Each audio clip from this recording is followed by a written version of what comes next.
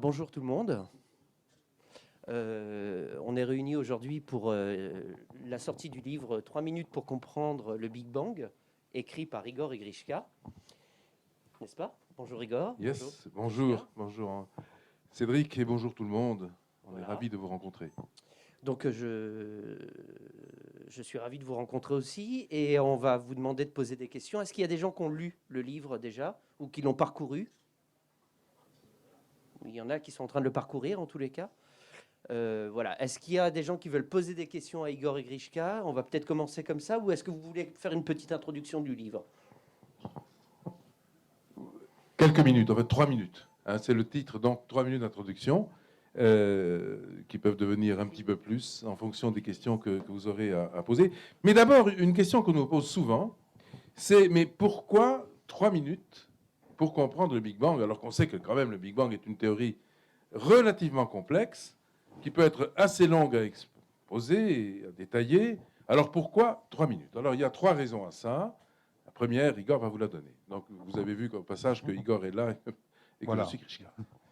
Alors la première raison, c'est que 3 minutes, c'est le titre de la collection dans laquelle nous avons donc publié notre livre. C'est une collection qui compte plusieurs ouvrages, plusieurs dizaines d'ouvrages qui sont consacrés à diverses questions, divers thèmes scientifiques. La philosophie, le corps humain, le métabolisme et le Oui. Big Bang. Et maintenant, le Big Bang. Et puis il y a une deuxième raison. Alors, deuxième raison, qui est assez chatoyante, enfin en tout cas qui nous a vraiment, à la fois pendant que nous l'écrivions et maintenant que nous en parlons, enchantés. Pourquoi? Parce que nous avons redécouvert dans le détail que l'univers, c'est-à-dire la matière première de l'univers, s'est formée en 3 minutes. Ça doit vous paraître très étonnant, parce que quand on parle de 3 minutes, c'est quand même très petit, c'est 180 secondes. Alors, pour comprendre ce qui s'est passé, il faut remonter donc au moment du Big Bang. Le Big Bang, qu'est-ce que c'est? C'est un déferlement d'énergie colossal à une température très très élevée. Et on part d'une particule qui est, je vous donne le chiffre exact parce qu'il a été calculé par des scientifiques, 1 milliard de fois plus petit que le noyau d'atome d'hydrogène. Le noyau d'atome d'hydrogène, c'est 10 puissance moins 11 cm. Et il faut en rajouter encore 10 puissance 18, c'est-à-dire donc 1 suivi de 18 zéros, pour arriver à 10 puissance moins 33 cm, c'est-à-dire 1 sur 10 puissance 33, c'est-à-dire un chiffre qui est incroyablement petit, et c'est la plus petite longueur physiquement concevable. C'est donc une particule qui est d'une petitesse inimaginable, mais elle est très chaude, très très chaude. 10 puissance 32 degrés. Juste une petite parenthèse, vous savez ce que sont les puissances?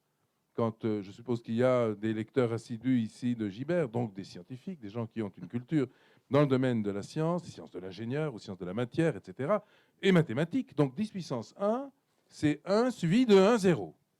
10 puissance 2, c'est 1 suivi de 2 zéros. 10 puissance 3, ça fait 1000, c'est 1 suivi de 3 zéros. Alors, quand on dit 10 puissance 32 degrés, c'est 1 suivi de 32 zéros. Alors ça fait évidemment une température très très élevée. Ça fait Température qui est de 100 000 milliards, 2 milliards 2 milliards. de degrés. Vous voyez, ça fait quand même très chaud. Cette température, elle est propice au déclenchement d'un phénomène que les scientifiques, à partir de la fin des années 40, notamment suite aux travaux d'un personnage extraordinaire qui s'appelle George Gamow et de son élève aux États-Unis, à l'université George Washington, qui s'appelait Alpher, c'est la nucléosynthèse primordiale, c'est-à-dire la synthèse des premiers noyaux de la matière.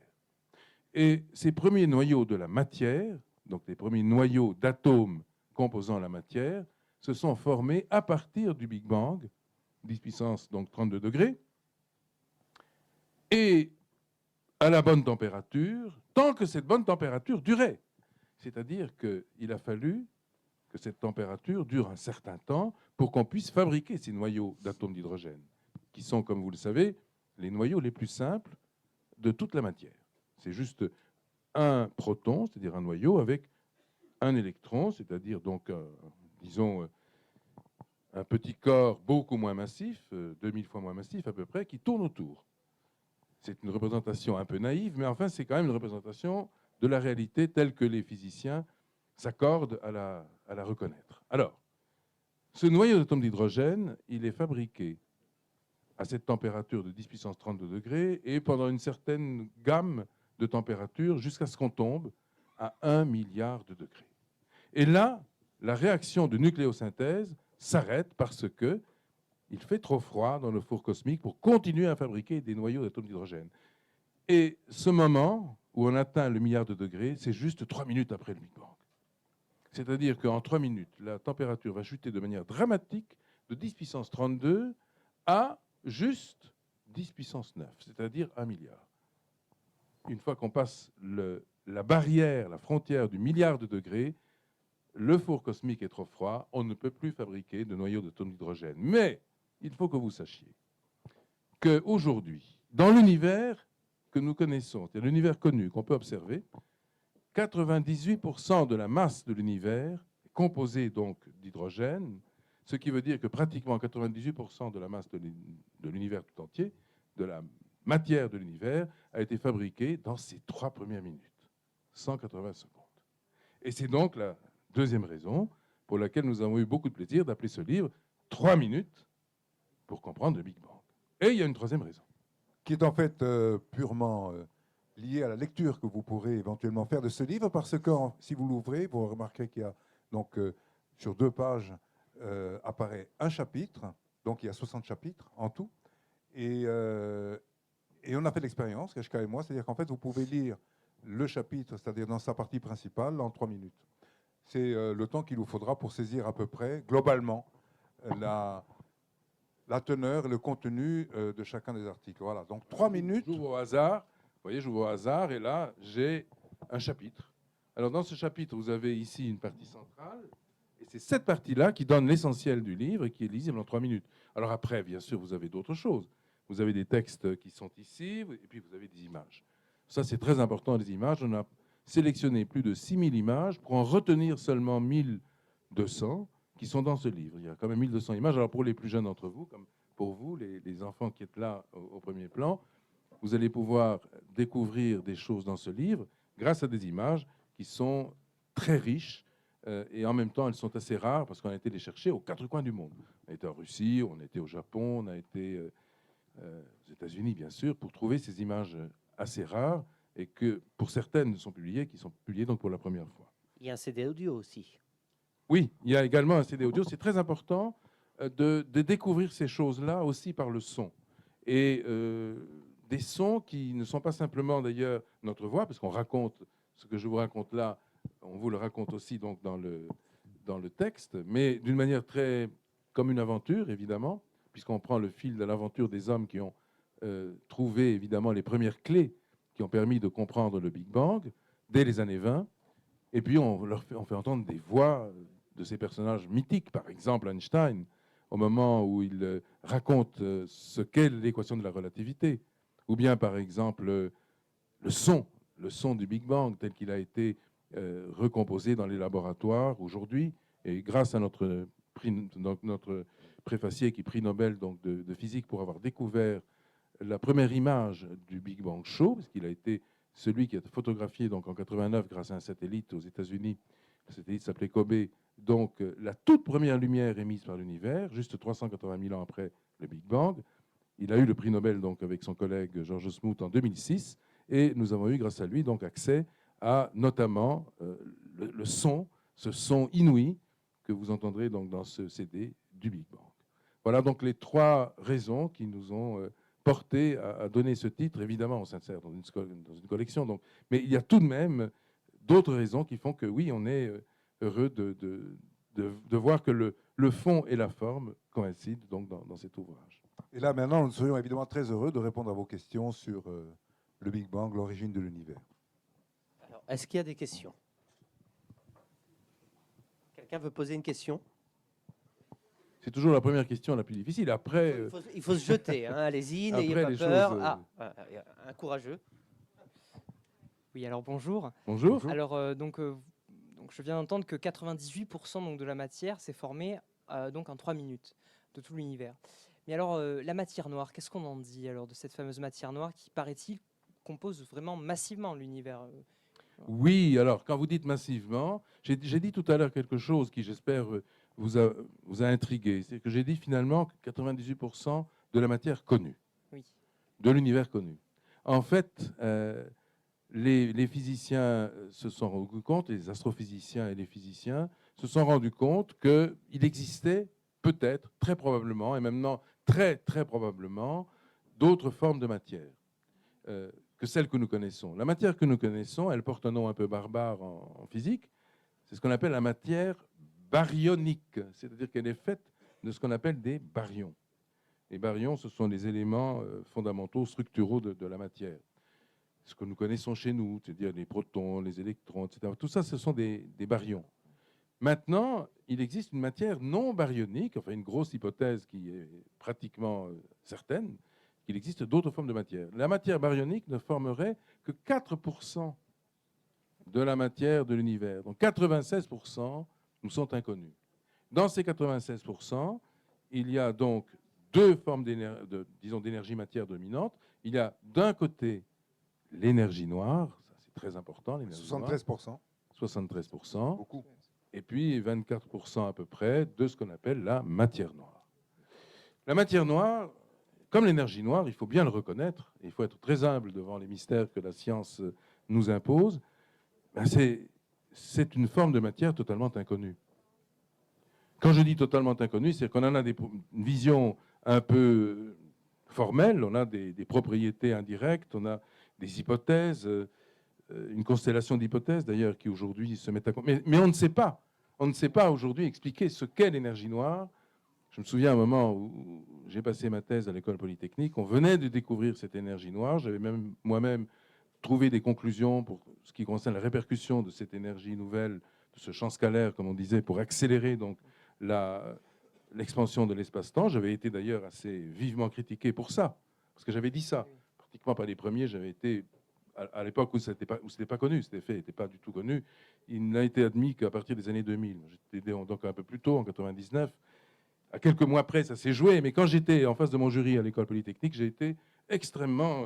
j'ai vu un mur de scepticisme quand j'ai parlé de cette accélération due à l'énergie noire. Mais on ne sait toujours pas, aujourd'hui, 15 ans plus tard, ce qu'est cette énergie noire. Bien sûr, on sait que c'est un champ scalaire, on en déduit des propriétés précises, mais ces propriétés, elles sont encore formelles, on ne l'a jamais observé. Et puis, pour ce qui concerne la matière noire, c'est la même chose. Le petit espoir qui s'ouvre quand même, dans quelques jours, peut-être qu'on est contemporain d'un événement, parce que dans quelques jours, le satellite Planck va... vous savez, vous connaissez la mission Planck. La mission Planck, c'est donc un satellite qui a été lancé le 14 mai 2009 et qui a photographié donc, ce rayonnement fossile, cette première lumière émise par l'univers pendant plus de 4 ans. Et en 2013, donc en mars 2013, ont été donnés les premiers résultats. Et là, je crois que ça va être publié dans la recherche, ou c'est déjà publié dans la recherche de ce mois-ci, enfin daté de février, mais vous l'avez maintenant, en kiosque. Je vais d'ailleurs l'acheter, parce que je n'ai pas encore vu les résultats. Mais effectivement, c'est donc publié. Et ce sera rendu public sans doute en ligne à partir de quelques jours, fin janvier, je pense. Et là, il est question d'une nouvelle approche de la matière noire et de solution de certains problèmes. Alors, je ne vais pas détailler ces problèmes-là parce que je les ai en tête, mais je ne suis pas sûr qu'ils correspondent avec ce que les rédacteurs et les responsables de la mission ont voulu transmettre. Donc, je ne vais pas dévoiler des choses qui sont encore dans le domaine de l'hypothétique, mais quand même, il y aura des nouveautés. Donc, je vous invite à vous y reporter parce que vous aurez certainement, et on sera tous d'ailleurs, contemporains peut-être de vérités nouvelles. D'ailleurs, vous êtes souvent décrié, comme le fut Einstein à son époque. Et en fait, tu dis, Igor et Grishka, vous dites que vous êtes souvent contemporains de nouvelles théories, mais finalement, est-ce que vous n'aimeriez pas qu'on reconnaisse votre travail aujourd'hui plutôt que dans quelques années, comme le fut pour les théories d'Einstein? Non, enfin... J'ai raison. Non, mais raison sur le plan de la critique, mais c'est normal. Je considère, Igor, on considère que c'est tout à fait dans le fil, finalement, du progrès des sciences, de susciter des controverses. Parce qu'une vérité scientifique ne s'impose pas, ne va jamais de soi. d'autant plus qu'aucune vérité n'est complète. Donc, pas plus la nôtre que d'autres vérités scientifiques. On apporte un certain nombre de petits éléments qui, pour l'instant, font partie d'un échiquier très mouvant. Il n'y a pas, je pense, de zone plus spéculative et donc plus liquide au sens où il n'y a rien de solide que la connaissance de l'espace-temps au voisinage de l'émergence. Oui, l'émergence de la matière, de l'énergie de la matière, de l'espace et du temps, c'est au moment du Big Bang. Et en plus, comme nous sommes de ceux qui nous préoccupons d'apporter un début de réponse, des bribes de réponse, des fragments, à la question, oui, mais si on parle de matière jaillissant au moment du Big Bang, d'où vient ce jaillissement? D'où vient cette énergie primordiale? D'où vient cette température? D'où vient cette première particule dont on parle, qu'on appelle la particule de Planck, et qui est donc cette... D'ailleurs, c'est la question que tous les physiciens, au moment donc, où on a écrit un ouvrage qui s'appelle Dieu et la science avec Jean Guiton s'était retourné vers l'un et l'autre et nous a dit, mais qu'est-ce qu'il y avait avant le Big Bang? Alors, à notre tour, nous nous sommes tournés vers d'autres scientifiques pour tenter de cerner une réponse. Et aucun d'eux n'a été en mesure de répondre. Et non seulement ça, mais on considérait que la question était totalement dénuée de fondements scientifiques. Pour eux, c'était aussi stupide que de tenter de trouver un point qui aurait été situé à 1 kilomètre au nord du pôle Nord. C'est ce qu'ils nous ont répondu à l'époque, en disant, voilà, cette interrogation n'a pas de sens. Contentez-vous d'observer le Big Bang et de regarder ce qui se passe aux alentours donc, de l'échelle de Planck et de l'émergence de l'univers. Mais surtout, ne vous interrogez pas sur ce qui aurait pu se passer avant. Cette question n'a pas de sens. Et nous avons tenu bon et nous avons considéré au contraire que cette question était non seulement qu'elle avait un sens, mais que c'était la question fondamentale de savoir qu'est-ce qui s'est passé avant. Et c'est la technologie. C'est un scientifique, justement, qui m'appelle. Donc... mais c'est vrai, en plus. Non, mais on ne peut pas, aujourd'hui, Igor expose là un des éléments de nos débats avec la communauté, mais on ne peut vraiment pas entrer dans un rapport critique de cette attitude-là, parce que c'est vrai ou un contentieux critique. En fait, ça ne doit pas être, à mon avis, ça ne devrait pas être l'objet de la science. La science doit fonctionner par rapprochement, par convergence, parfois par intersection entre des rameaux hypothétiques, des rameaux d'hypothèses qui, tout d'un coup, se rapprochent, deviennent des vérités de raison, mais vous savez ce que disait Leibniz? Leibniz disait il faut, pour qu'une réalité soit scientifique, qu'on passe de la vérité de raison à une vérité de fait. Alors, nous ne prétendons pas, parce que nous sommes vraiment dans une vérité de raison, nous développons des hypothèses mathématiques et nous ne prétendons pas être passés dans la vérité de fait. C'est d'ailleurs impossible pour la plupart des grandes hypothèses, par exemple la théorie des cordes, dont vous avez tous entendu parler.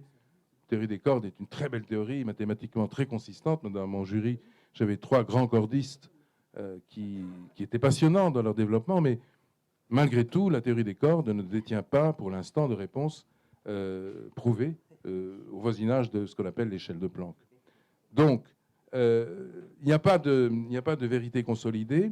En revanche, ce qui est important, c'est malgré tout de poser cette question.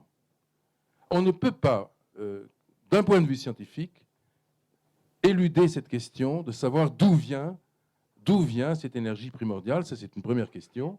Puis, deuxième question, comment se fait-il, par quel concours assez extraordinaire et unique, comment se fait-il qu'elle se déploie dans le vide primordial avec une telle précision? Tous les scientifiques reconnaissent que l'univers est réglé de manière diabolique au moment du Big Bang. C'est extraordinaire.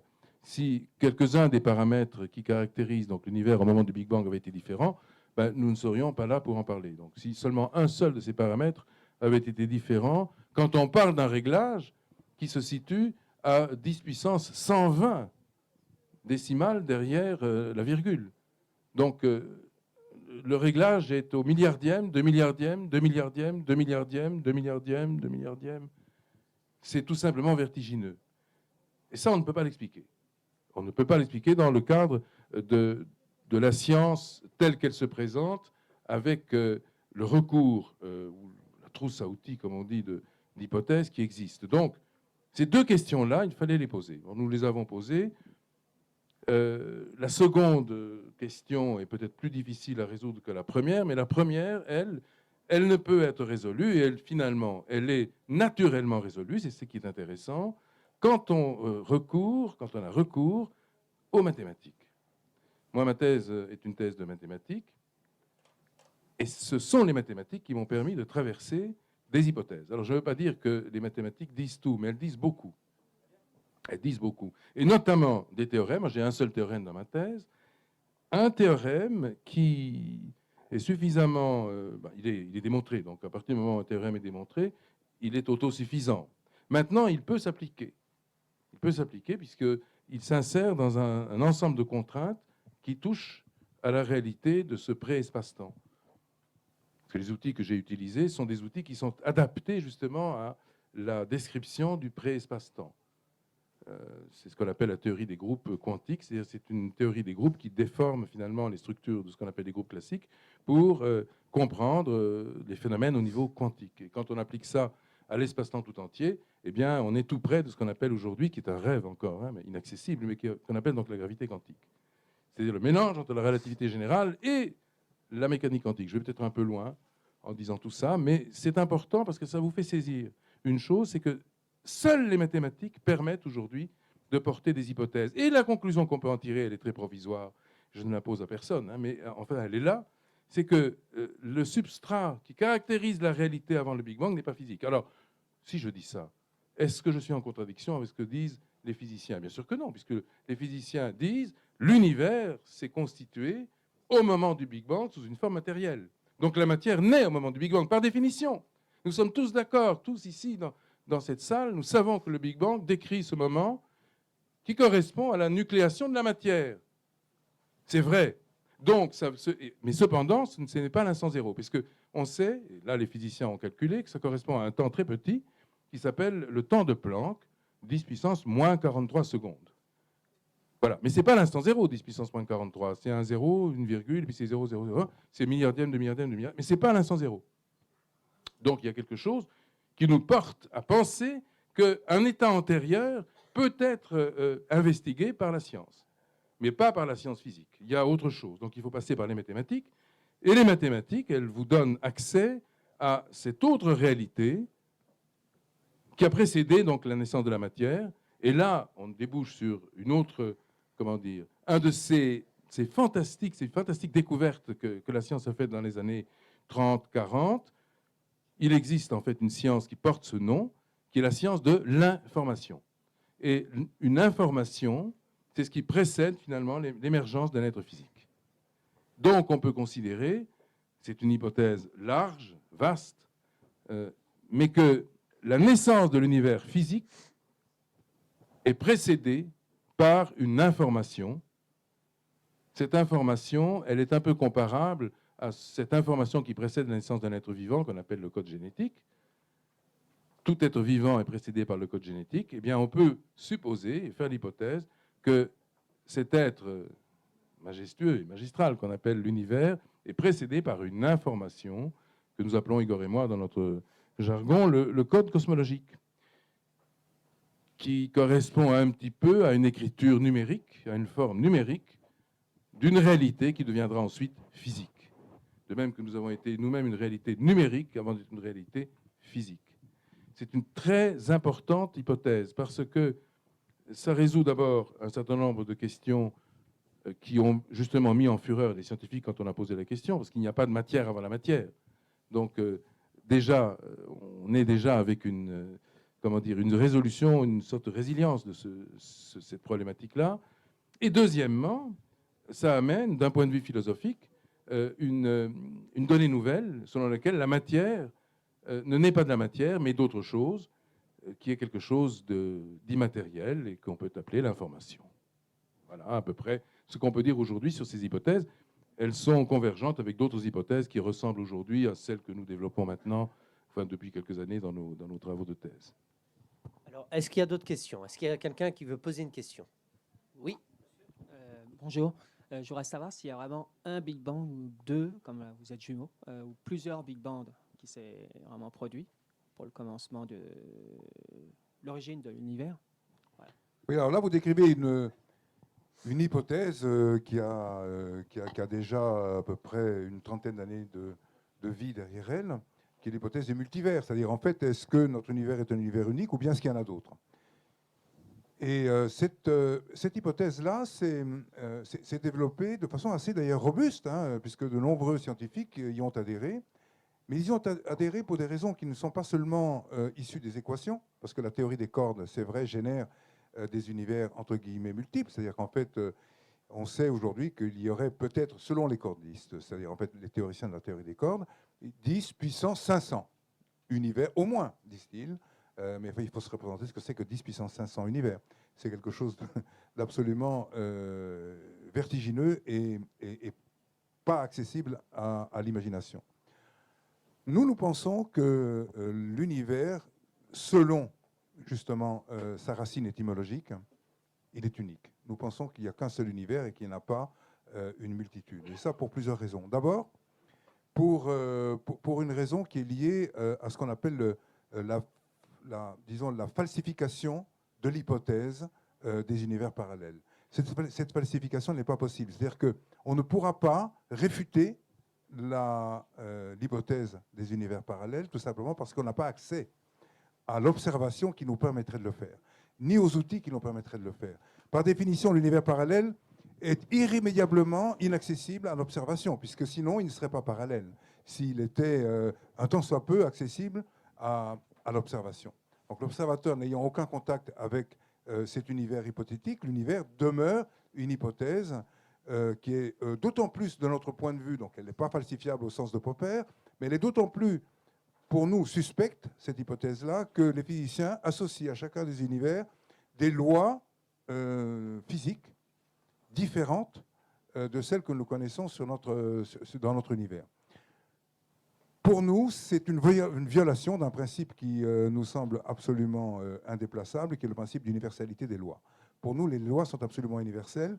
Et il n'existerait pas, même hypothétiquement, un univers au sein duquel 1 plus 1 ferait 3 et non pas 2.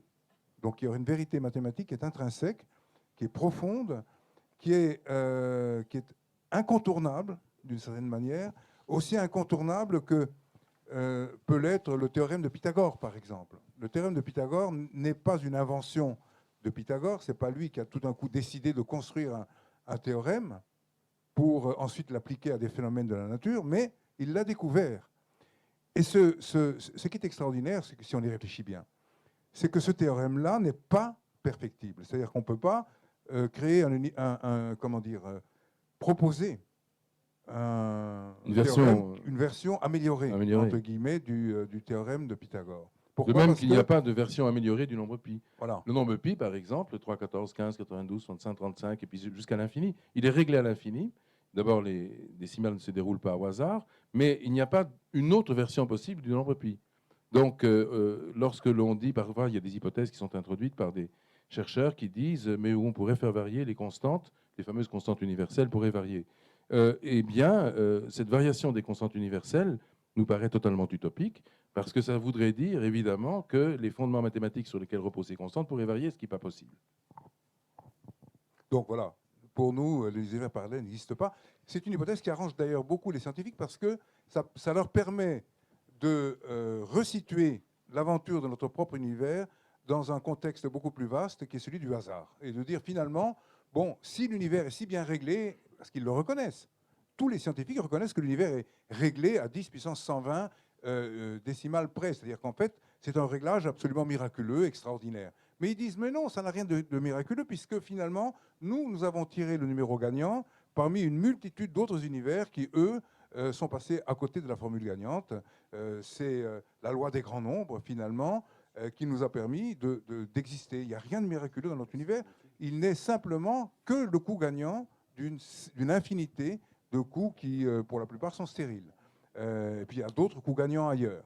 Voilà, c'est ça qu'ils disent. Donc, au fond, c'est une façon d'échapper au principe d'unicité de l'univers et en même temps donc au miracle que représente l'existence même de l'univers qui repose sur un réglage absolument vertigineux des paramètres qui lui ont permis d'émerger et qui ont permis au scénario cosmologique surtout d'évoluer depuis un état où comment dire, l'univers était très très peu complexe jusqu'à un état où il est très complexe. Donc voilà, est-ce qu'il y a d'autres questions? Est-ce que quelqu'un veut poser une question? Mademoiselle? Donc bonjour. Bonjour. Est-ce qu'avec un esprit scientifique et mathématique, on peut concevoir que l'univers il soit en perpétuelle expansion?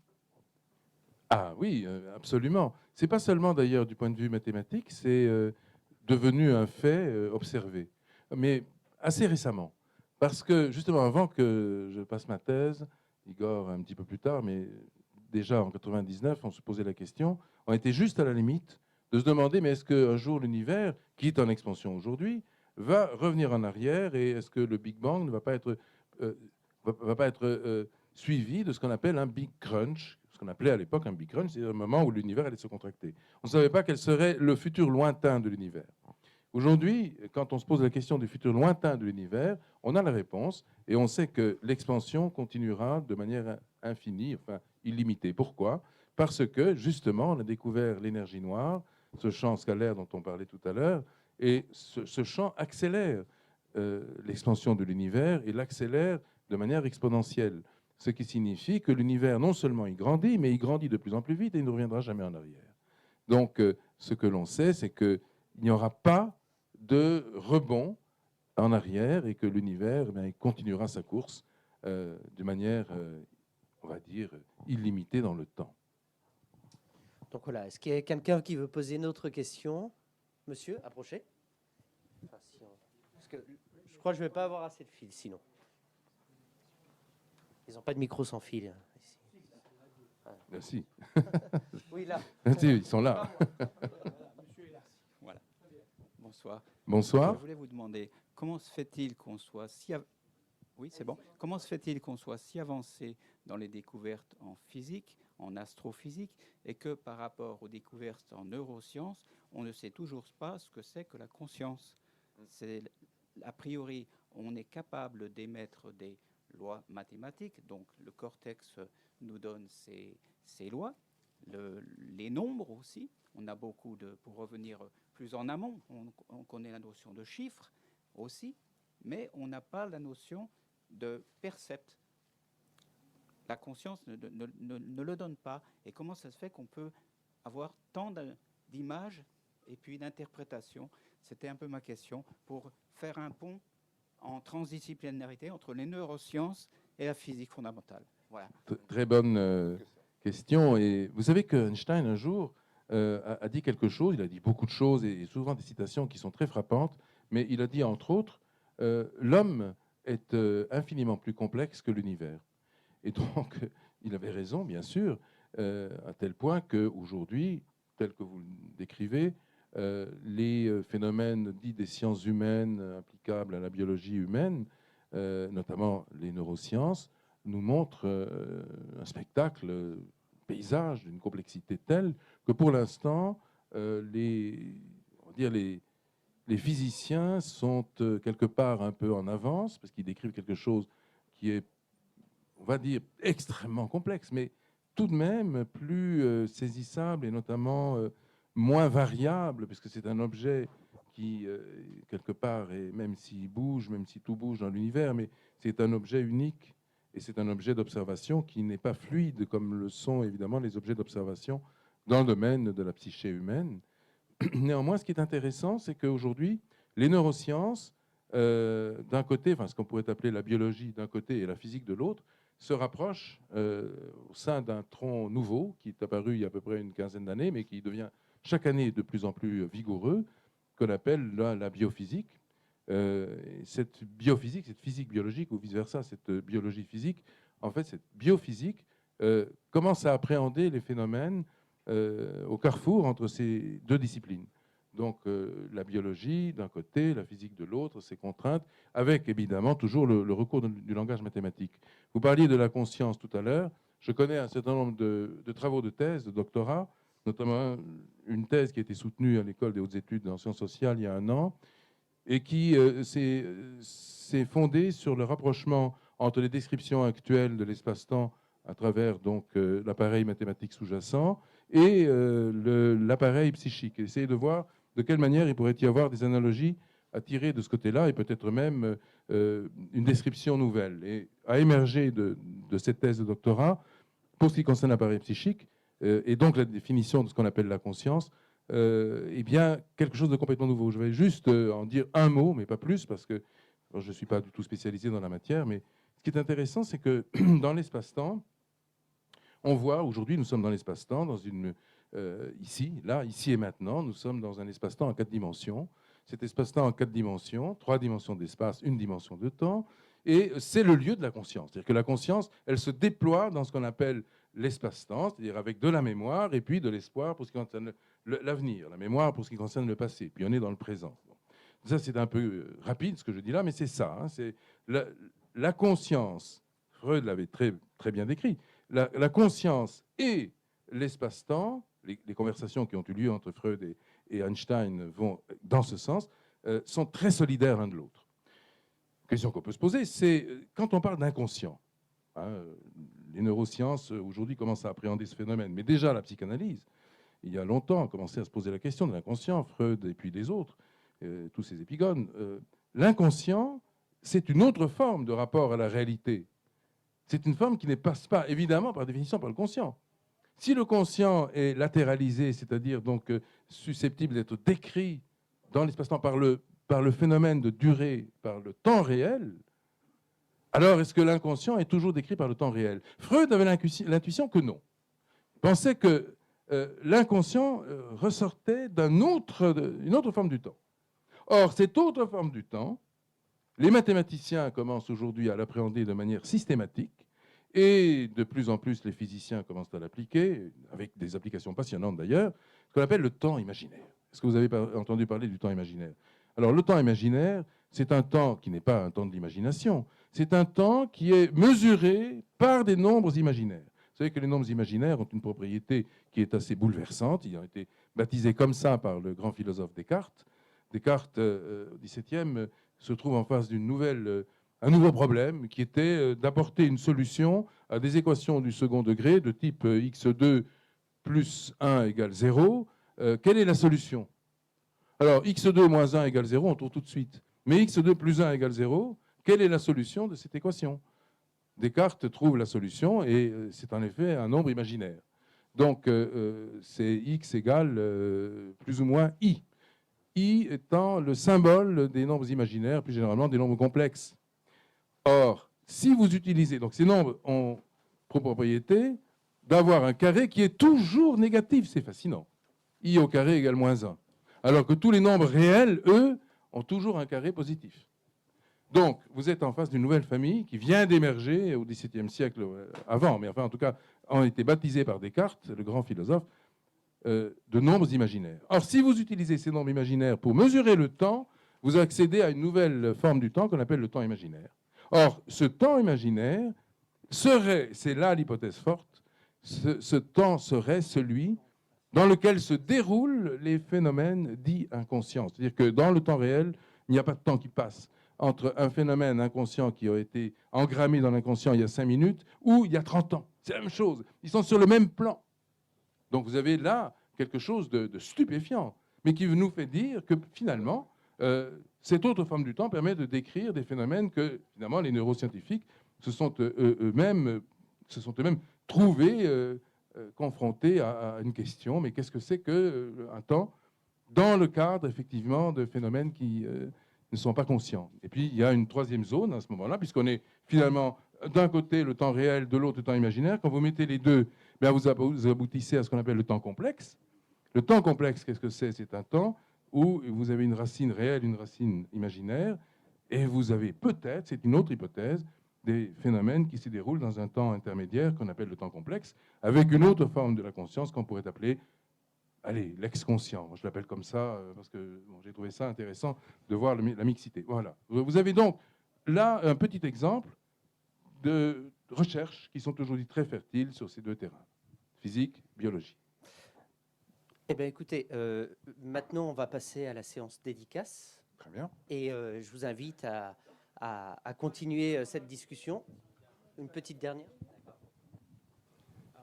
Bonjour Igor et Krishka. Bonjour. Bonjour. Et je voudrais savoir, on dit que vous allez partir pour un long et grand voyage dans l'espace. Et comme on est ici dans une libraire, je voudrais savoir quel livre vous allez emporter dans votre valise. Aussi bien Igor et Krishka. Mais un seul, hein, un seul. Alors ça va de la Bible à Émile Zola, n'importe. Mais peut-être deux, hein, parce qu'on est deux, donc du coup. Un chacun. Un chacun. Un chacun. Igor va répondre en premier. Allez. Moi, je pense que il faut, dans un voyage comme ça, parce que c'est un voyage de longue durée, hein, on s'en va dans l'espace et on va très loin. Donc, il faut emmener avec soi un livre qui, comme le disait Socrate, puisse représenter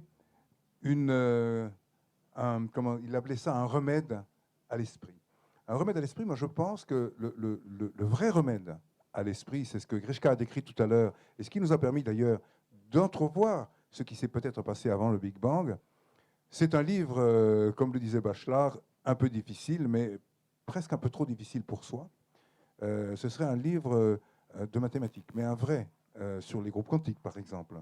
On aura le temps d'approfondir chacun des termes des équations qui nous sont proposées, et par là même d'accéder à une vision plus sûre, et probablement aussi, alors là je deviens un peu plus poétique, plus sereine Oui. aussi. Oui, d'ailleurs, de l'hiver. Poincaré disait il faut une vie pour lire un livre de mathématiques, et parfois même un article. Donc, ce serait exactement le temps qu'il nous faudrait pour traverser un livre complet, avec la compréhension évidemment qui va avec. Et d'ailleurs, Hilbert, pour prolonger ce que dit Grishka, Grand mathématicien, Hilbert, un grand mathématicien des espaces de Hilbert, tout le monde connaît, enfin tous les mathématiciens connaissent, a dit ceci, il dit, et pourtant Dieu sait qu'il les connaissait, lui, les mathématiques, il dit, après avoir traversé tous ces ouvrages de mathématiques, toutes ces équations, je peux aujourd'hui conclure, c'était vers la fin de sa vie, qu'on ne comprend jamais vraiment les mathématiques. On peut tout juste s'y habituer. Donc, tu vois. Von Neumann avait dit la même chose d'ailleurs. Et Von Neumann avait dit pareil. Donc ça veut dire quoi? Ça veut dire que, et en effet, pour répondre à ta question, j'emporterai un ouvrage de mathématiques. Un ouvrage de poésie, bien sûr. Évidemment. Non mais vraiment. Là, je viens de réapprendre un très beau poème de Baudelaire, tu connais peut-être, qui est alors Spleen idéal, l'invitation au voyage, qui est magnifique. Je vais dire juste la première strophe parce que c'est tellement beau.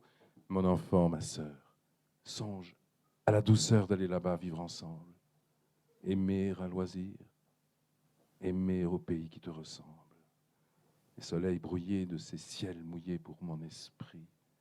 On les charmes si mystérieux de tes yeux, brillant à travers leurs larmes. Là, tout n'est qu'ordre et beauté, luxe, calme et volupté. On peut le relire 10 fois, 1000 fois. 1000 fois. En tant qu'agent, je me dis que vous êtes prêt pour le théâtre bientôt. Ce qui va se faire. Mais d'ailleurs, ce qui va se faire, parce que on était hier au théâtre, vous connaissez le théâtre du Gymnase, qui est un théâtre très important à Paris, puisqu'il a été fondé en 1820. Nous avons rencontré Jacques Bertin, qui est son propriétaire et son directeur artistique, pour justement rencontrer le public sous une forme structurée, à travers donc des... Oui, c'est plus que des rencontres, hein, c'est vraiment des séances théâtrales où nous allons mettre en scène justement le Big Bang et beaucoup d'autres choses. Hein. Il y aura aussi un petit peu de poésie, justement, un petit peu de musique aussi, parce qu'Igor et moi, on aime beaucoup la musique, on en joue à deux. Et donc, à partir de là, effectivement, faire vibrer toutes les facettes de l'univers dans ce qu'il peut avoir de, on va dire, de fascinant, mais aussi, pourquoi pas, de charmant. L'univers est charmant, après tout. Hein. Il nous a tous charmés puisqu'on est là. Eh bien, on va vous remercier et puis on va passer à la séance dédicace, si vous le voulez bien. Donc, ceux qui veulent faire signer le bouquin vont s'approcher les uns après les autres, histoire qu'il n'y ait pas une cohue. Et voilà. Merci beaucoup. Merci à vous.